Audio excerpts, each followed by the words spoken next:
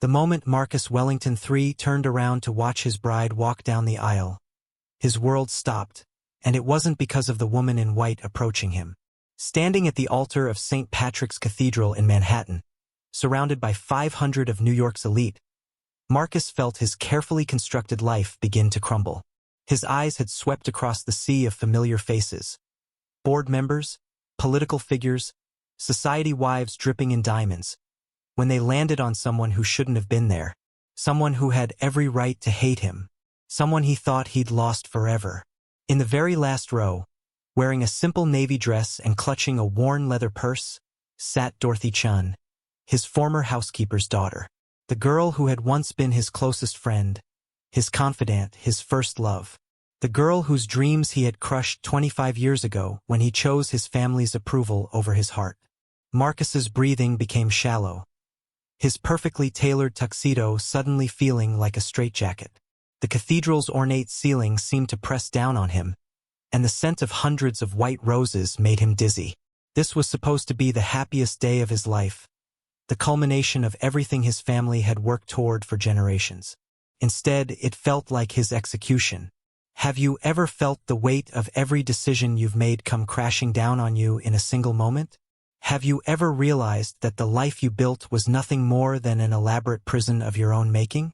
That's exactly what happened to Marcus as he stood there, his hands trembling, his breath caught somewhere between his chest and his throat.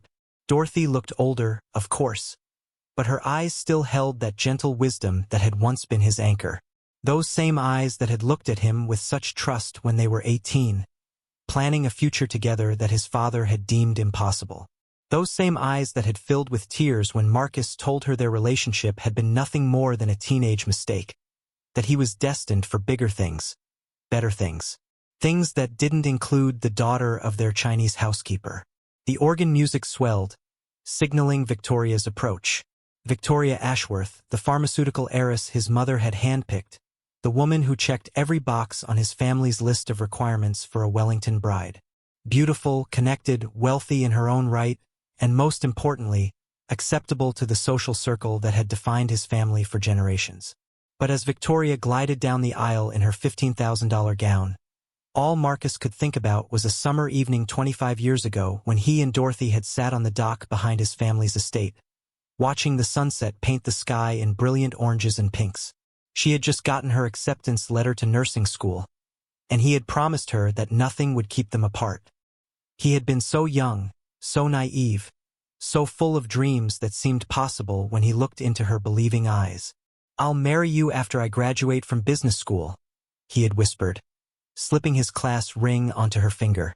"We'll have a small ceremony, nothing fancy. Just us and the people who really matter." Dorothy had laughed, that musical sound that had made his teenage heart race. "I don't need fancy, Marcus. I just need you." But that was before his father's ultimatum, before the trust fund threats, before Marcus learned that love, no matter how pure, couldn't protect you from the crushing weight of family expectations and financial pressure. His father had made it clear.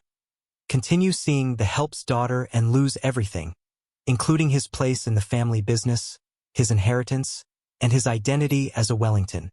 Marcus could still remember that awful night, sitting in his father's mahogany-paneled study, the smell of expensive cigars thick in the air. His father hadn't even looked up from his newspaper when he delivered the ultimatum. "Son, you're 19 years old enough to understand that feelings are temporary, but legacy is forever. End this foolishness with the Chun girl, or find yourself a new family." His mother had been more direct, cornering him the next morning over breakfast. "Marcus, darling, you're confused. This isn't love, it's rebellion. Dorothy is a lovely girl, I'm sure, but she's not one of us. She never can be. Think about your future children, your reputation, your place in society. Don't throw away everything we've built for a childhood infatuation." At 19, Marcus had made the coward's choice. He told Dorothy their relationship was over, that he had been slumming it, that he belonged with someone of his own kind. He watched her face crumble, watched her remove his ring with shaking fingers, watched her walk out of his life forever. The last thing she said to him haunted him still. I hope someday you find the courage to be yourself, Marcus, because the person I fell in love with was brave and kind, not cruel and cowardly. He convinced himself it was for the best. He convinced himself that ambition mattered more than love, that security mattered more than happiness. But in the darkest hours of the night, alone in his penthouse overlooking Central Park, he wondered if he had sold his soul for fool's gold. Now, 25 years later, Victoria was halfway down the aisle, and Marcus felt like he was drowning. Every step she took brought him closer to a life he didn't want with a woman he didn't love. Every note from the organ seemed to mock the choices that had led him here. He was worth $47 million, owned homes on 3 continents, and commanded respect in boardrooms across the country. He was also the loneliest man in New York. How do we measure a life well lived? Is it in the zeros in our bank account or the people who truly know our hearts? Is it in the approval of society or the peace we feel when we lay our heads down at night? Marcus had spent decades telling himself that success was enough. He dated beautiful women who cared more about his net worth than his thoughts. He married and divorced twice, relationships that dissolved as easily as sugar in water because they lacked any real foundation. He climbed every mountain his father had pointed him toward, achieved every goal that was supposed to matter, and yet he felt emptier with each passing year. The only time he truly felt alive was when he volunteered at the free clinic downtown, a secret hobby that would have horrified his socialite friends. It was there, working alongside nurses and doctors who had chosen service over profit, that he remembered who he used to be before the weight of expectations had crushed his spirit. It was there that he sometimes caught himself wondering what Dorothy was doing, whether she had become the nurse she'd dreamed of being, whether she was happy. He had started volunteering 3 years ago, after his second divorce left him questioning everything. Margaret, his second wife, had been brutally honest during their final argument. "You're empty, Marcus. You're like a beautiful mansion with no one living inside. I married you for your money and connections, and you married me because I looked good at fundraisers. We're both getting exactly what we deserve, nothing." The clinic had been his attempt to find meaning, to connect with something real. He used a false name, dressed down, and for a few hours each week, he wasn't Marcus Wellington III, heir to a shipping fortune. He was just Mark, a volunteer who rolled up his sleeves and did whatever needed doing. It was the only place where he felt genuinely useful, genuinely human. And now she was here, in his cathedral, watching him make the biggest mistake of his life. Again. Victoria reached the altar, her smile perfect and practiced. She had agreed to marry him for the same reasons he had proposed to her. It made sense on paper. Their families moved in the same circles, their portfolios complemented each other, and their union would be featured in all the right magazines. It was everything his parents had ever wanted for him, and absolutely nothing his heart desired. The officiant began the ceremony, his voice echoing through the cathedral like a judge reading a sentence. "Dearly beloved, we are gathered here today." But Marcus couldn't focus on the words.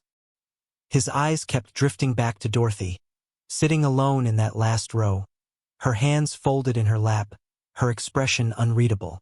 What had brought her here? How had she even known about the wedding? The guest list had been carefully curated by his mother and Victoria's mother, filled with people who mattered in their world. Dorothy Chin certainly didn't fit that description, unless the realization hit him like a physical blow. His mother had invited her. Catherine Wellington had always been calculating, always strategic in her cruelty. She had probably tracked down Dorothy just to ensure that Marcus would see her today. A reminder of the path not taken. A final twist of the knife in the wound she had helped create all those years ago. But as Marcus stared at Dorothy, he saw something his mother hadn't anticipated. Dorothy wasn't broken. She wasn't bitter. She sat with quiet dignity, her hands folded peacefully in her lap, wearing her simple dress like armor. She had built a life without him, found purpose and meaning in her own way. The realization was both devastating and liberating. She had thrived without him, which meant he had no claim on her forgiveness or her future. Yet something in her presence here suggested she had come for a reason beyond his mother's machinations. There was a peace in her posture, a resolution that spoke of someone who had made peace with the past and was here to witness its final chapter. "Marcus," the officiant said, and he realized with horror that they had reached the vows. "Do you take Victoria?" The words seemed to come from underwater, distant and distorted. Marcus opened his mouth to say, "I do," the two words that would seal his fate, but something else came out instead. "I'm sorry," he said, his voice barely a whisper. Then louder, "I'm so sorry." The cathedral fell silent except for the sound of his mother's sharp intake of breath. Victoria's eyes widened in shock, then narrowed in fury. 500 guests held their collective breath, sensing they were about to witness either the scandal of the century or the bravest moment of Marcus Wellington III's life. Have you ever stood at a crossroads where every choice seemed impossible, yet staying still meant certain death of your soul? Have you ever felt the universe offering you one last chance to become who you were always meant to be? Marcus looked at Dorothy again, and this time she was looking back.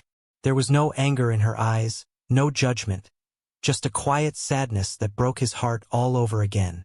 She had come here not to disrupt his wedding, but to say goodbye.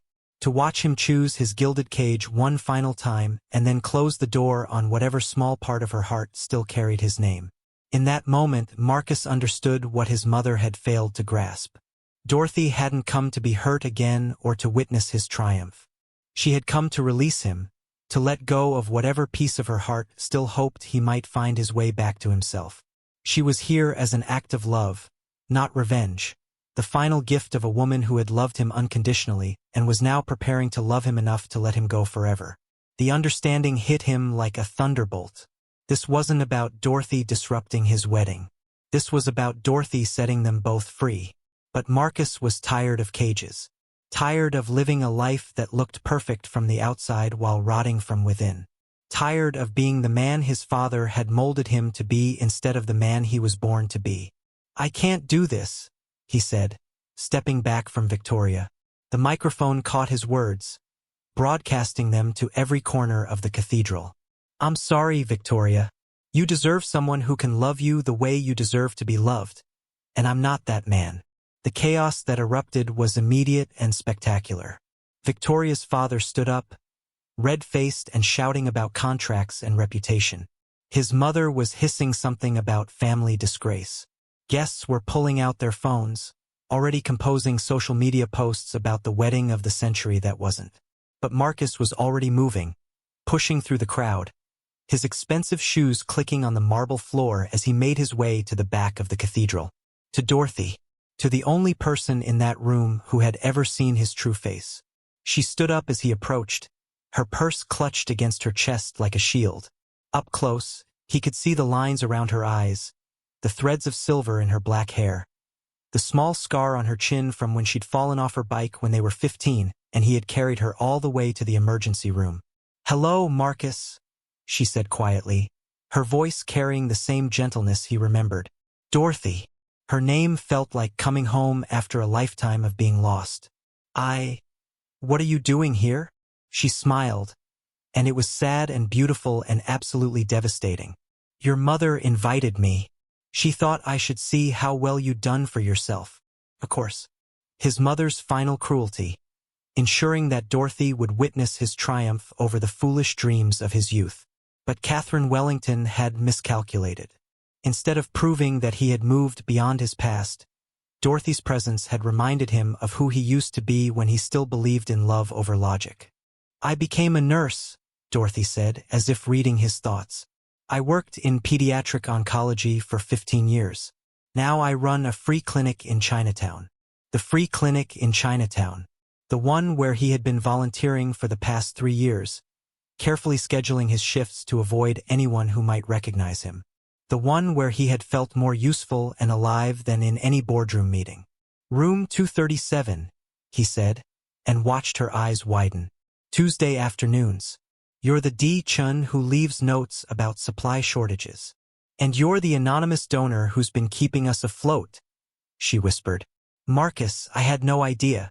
They stood there in the growing chaos of the cathedral, two people who had found their way back to each other through service and kindness, and the strange mathematics of a universe that sometimes gives second chances to those brave enough to take them. The irony wasn't lost on either of them. For 3 years, they had been working toward the same goal, serving the same community, driven by the same compassion, without knowing they were walking parallel paths. While Marcus had been searching for meaning in boardrooms and failing to find it, Dorothy had been creating meaning in the one place where he finally felt alive. "Your notes," Marcus said suddenly. "You always wrote about needing more pediatric supplies. And someone always made sure we got them," Dorothy replied, a small smile playing at her lips. "I wondered who our guardian angel was. I wondered who was organizing the children's Christmas party every year. The one that appeared like magic, fully funded and beautifully planned. They had been taking care of each other's dreams without knowing it, connected by something deeper than memory or regret, connected by the shared desire to heal, to serve, to make the world a little better than they found it. I never married," Dorothy said softly. "I dated, I tried. But," she shrugged, and he understood. "Some hearts only beat for one person, even when that person breaks them." "I married twice," Marcus admitted. "Both times trying to convince myself I could learn to love someone else. Both times failing miserably." Behind them, the security guards were starting to clear the cathedral, ushering out the confused and angry guests. His mother was probably already on the phone with the family lawyer. Victoria was likely planning her revenge. But for the first time in 25 years, Marcus didn't care about any of it. "Dorothy," he said, reaching for her hand. She didn't pull away, and the simple touch felt like electricity. "I know I have no right to ask, but is there any chance you could forgive me? Any chance we could start over?" She looked at him for a long moment, studying his face as if searching for the boy she once knew beneath the man he had become. "Marcus, we're not the same people we were at 18. I'm not the naive girl who believed in fairy tales, and you're not the boy who thought love could conquer everything." His heart sank, but she wasn't finished. "But maybe that's okay," she continued. "Maybe we can be something better. Two people who've learned that money can't buy happiness, that success without purpose is just expensive failure, that the heart always knows what the mind tries to forget. Is it ever too late to choose love over fear? Is it ever too late to become the person you were always meant to be? Is it ever too late to come home to yourself?" Marcus squeezed her hand, feeling tears he hadn't shed in decades gathering in his eyes. "I've spent 25 years trying to prove I was worthy of my family's name," he said. "But the only time I ever felt truly worthy was when I was with you." Dorothy smiled then, the first real smile he'd seen from her that day. "Then maybe it's time to stop proving and start living." They walked out of St. Patrick's Cathedral together, leaving behind the wreckage of a wedding that was never meant to be, stepping into a future that was uncertain but real. Marcus's phone was already buzzing with calls from reporters, lawyers, and outraged family members, but he turned it off. For the first time in his adult life, he wanted to be completely present in a moment that mattered. Outside, the October afternoon was crisp and golden, the kind of New York day that made the city feel like anything was possible. Tourists snapped photos of the cathedral, oblivious to the drama that had just unfolded inside. A hot dog vendor called out his prices, and somewhere in the distance, a street musician played violin. Life continued its eternal rhythm, indifferent to the collapse of one man's carefully constructed world and the birth of something new and uncertain in its place. "Where do you want to go?" Dorothy asked, and Marcus realized it was the first time in 25 years that someone had asked him what he wanted, rather than what he should want. He thought about his penthouse apartment, empty and sterile as a museum. He thought about his office, where he pushed money around like pieces on a chessboard without ever creating anything real. He thought about the exclusive clubs where he ate lunch with men who measured success only in dollars and influence. "Somewhere real," he said. "Somewhere that matters." "So what happens now?" Dorothy asked as they stood on Fifth Avenue, the cathedral doors closing behind them with a final, resonating thud. Marcus looked at the woman who had been his first love and might yet be his last chance at happiness. He thought about his trust fund, which would probably be frozen by morning. He thought about his position in the company, which would likely be terminated by the end of the week. He thought about his place in society, which was now permanently revoked. And then he smiled, feeling lighter than he had in decades. "Now," he said, We figure it out together, one day at a time. Dorothy smiled, the first genuine smile he'd seen from her that day. Together sounds terrifying and wonderful. I'm scared, Marcus admitted. I'm 53 years old, and I have no idea who I am without the Wellington name, without the money, without the expectations. What if I'm nothing underneath it all? Then we'll figure out who you are, Dorothy said simply. Not who you were supposed to be, but who you choose to be now. And Marcus, she stopped walking and turned to face him fully. You were never nothing. You were just buried under other people's dreams for so long that you forgot your own. They walked down Fifth Avenue, two middle-aged people who had found their way back to each other through the wreckage of their separate lives. The future was uncertain, the challenges were real, and there would be consequences for the choice Marcus had made. But for the first time since he was 18 years old, he was walking toward something instead of running away from it. Sometimes the bravest thing you can do is admit that the life you've built isn't the life you want. Sometimes wisdom isn't about making the safe choice, but about having the courage to make the right choice, even when it costs you everything you thought you wanted. As they disappeared into the crowd of New York pedestrians, just another couple among millions, Marcus realized that he had never felt richer in his life. He had lost a fortune, a reputation, and a future that had been mapped out for him since birth. But he had found something infinitely more valuable: the chance to write his own story, on his own terms, with the woman who had always been his true north. What would you do if you discovered that everything you thought you wanted was keeping you from everything you actually needed? What would you risk for a chance at real love, real purpose, real joy? What price would you pay to finally come home to yourself? These are the questions that define us, that separate mere existence from truly living. Marcus Wellington III learned this lesson at 53, standing at an altar surrounded by everything money could buy and nothing his heart desired. But it's never too late to learn, never too late to choose differently, never too late to bet everything on love. Share your thoughts. Have you ever felt trapped by the expectations of others? Have you ever had to choose between what looked right and what felt true? Tell us about your own moments of courage, your own second chances, your own journey back to yourself. Because in the end, we're all just walking each other home, and sometimes the longest journey is the one that leads us back to who we were always meant to be.